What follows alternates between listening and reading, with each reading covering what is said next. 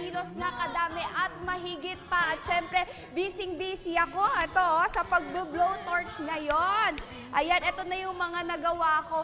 Pero ito na nga mga kapuso, 100 days till Christmas na lang. Kaya ano nga ba yung masarap na handaan tuwing Pasko? Syempre, ang ham, di ba? Kaya nandito tayo ngayon sa isang pagawaan sa Quezon City para malaman natin kung paano nga ba ginagawa itong mga ham na ito. At itong mga ham na ito gawa ito sa fresh meat.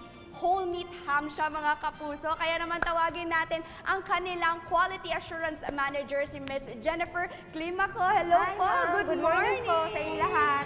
Ayun na nga. So, kwento nyo naman po sa amin kung paano nga ba yung proseso ng paggawa sa ating mga whole meat ham.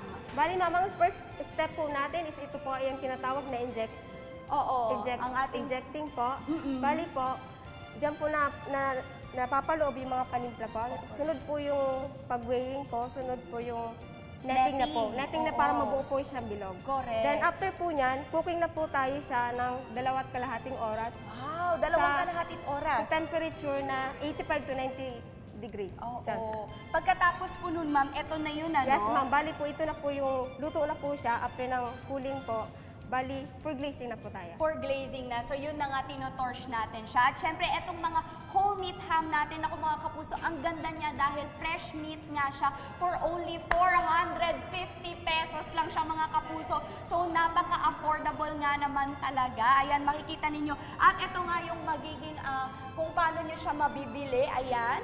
At syempre, babalikan natin yan sa pagtikim natin sa ating mga ham. Kaya tutok lang sa inyong Pamasang Morning Show kung saan laging una ka, unang hirit!